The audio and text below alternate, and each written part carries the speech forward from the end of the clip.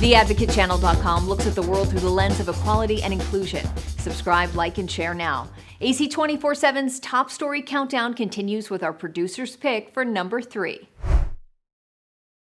Our journey begins in Pearl Harbor, Hawaii, the bustling hub of the U.S. Pacific Fleet, covering almost half the world, 100 million square miles, 1,500 aircraft, and around 200 ships, including more than half of the Navy's nuclear-powered submarines.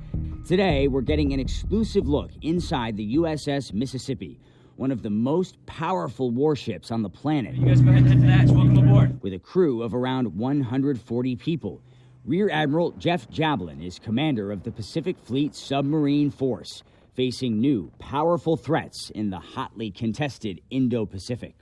Are you concerned about what China's Navy is doing, particularly in the South China Sea and around Taiwan? I am concerned. You know, in today's world, we are facing two nuclear peer adversaries where we've never had that before. The Soviet Union and post-Soviet Union Russia was our peer adversary. We're now facing China, which has expanded and modernized their nuclear capabilities. The Mississippi is one of 49 fast attack submarines in the U.S. naval fleet. The fleet also has 14 larger submarines carrying nuclear-armed ballistic missiles. The U.S., U.K., and Australia's newly announced AUKUS partnership will send nuclear-powered submarines to Perth, potentially challenging China's ambitions for the region. Beijing now has the world's largest navy, but U.S. submarines have the world's most advanced technology, a key advantage in underwater warfare. Mississippi is ready to dive. Dive! Dive! The sub is capable of diving deep and fast, descending hundreds of feet in a matter of seconds. 300 feet. At angles of up to 25 degrees. Even standing up can be a challenge. 400 feet. Traveling underwater makes the submarine almost impossible to detect. The nuclear reactor is so quiet, the submarine makes less noise than a whale. In the dark depths of the ocean, there's no light to navigate. The team relies on highly sensitive sonar.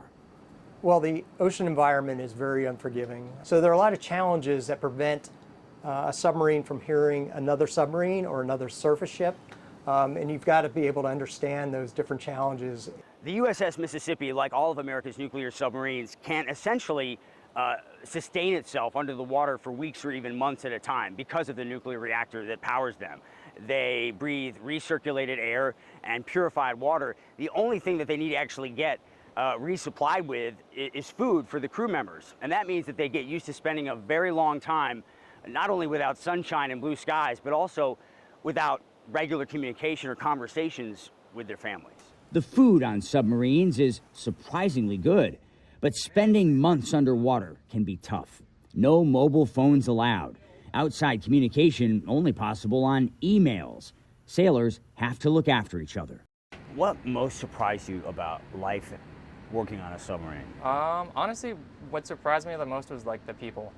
How close you get with each other, these kind of the shared hardships you share with each other, you end up with a really strong bond. The crew relies on that bond, carrying out complicated, dangerous tasks. Inside the torpedo room, technicians practice loading high-precision weapons capable of taking out other submarines and ships. End warning. Understand warning. At the back of the sub, Jack O'Brien works with a team of technical engineers. Do you ever get bored on a sub? No, absolutely not. Every day I come in thinking I know what I'm thinking, I know exactly what's going to happen, what I got to do. Rear Admiral Jablin says deterrence is the key objective. Even winning a war against an increasingly powerful China would likely result in devastating losses for both sides. I'm confident that should we be called upon to fight, and hopefully that will never happen, that we would win. Submarines like the USS Mississippi are constantly preparing for war, ready at a moment's notice for whatever the future holds. Like the Advocate channel on Facebook for the best way to get updates on stories that advocate for equality, justice, our rights, and more. AC 24/7 continues with today's top 2 pick. Is it fair or is it unfair? So do you believe the prosecutors, or do you believe Trump when he says it's not true? I believe Trump. Most of the people we talked to at the Four States Fair in Texarkana, Arkansas, think the Manhattan District Attorney is being unfair to former President Trump. The man is the best president that this country's ever had in my lifetime. Texarkana, Arkansas, which is adjacent to Texarkana, Texas, is a short drive from Louisiana and Oklahoma. That's why this is called the Four States Fair. It's certainly Trump country. Shannon and Byron Watkins have both voted for him twice. I don't think it's right. I think it's all a setup. Well, I don't think it's a setup. Do you think it's a setup? No, I don't think it's a setup, but I think it's kind of a witch hunt. But as we continue our conversations with some of the people who initially told us they feel Trump is being treated unfairly, some of the black and white declarations turn a bit gray. He still says that the election was stolen. There's no evidence of that. Right. You both voted for Donald Trump. Does it trouble you that he is not exactly a truth teller?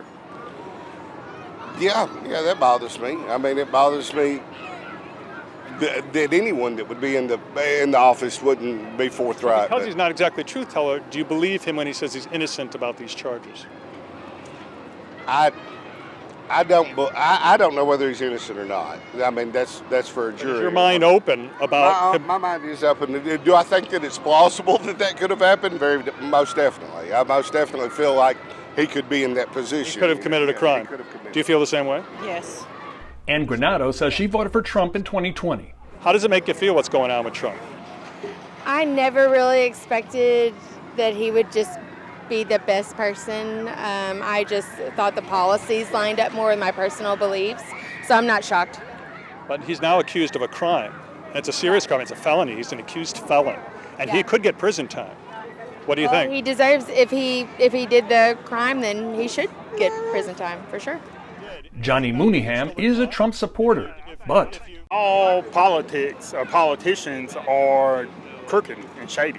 I don't care you Republican, Democrats, they all have got stuff here. So do you think Trump is shady and Trump is crooked? I think all of them are shady. I think every last one of them is shady. certainly some Trump voters we talked to at the fair are not re-examining their thoughts. Ron Langley is enjoying his corn dog and enjoying defending Donald Trump. I think they need to just leave him alone. But Gunnar and Brittany Hamilton, who didn't vote in the last presidential election but say they like Trump, have a different philosophy. If he did do it, he should be held accountable. If he didn't do it, then it's just the Democrats trying to start stuff. Well, so if it goes to a jury and a jury finds him guilty, would you accept that? Yes. Would you accept that? Yes. Follow the Advocate channel on Twitter and Instagram to stay updated on stories that matter every day. Here's our #1 story of the day. Take a look. With April 15th falling on a Saturday and a District of Columbia holiday on Monday, April 17th, the deadline to file a federal tax return. Stimulus payments and the advanced child tax credits, we don't have those this year. Those existed in prior years. 2022 looks a lot more like 2019. The IRS says the most common error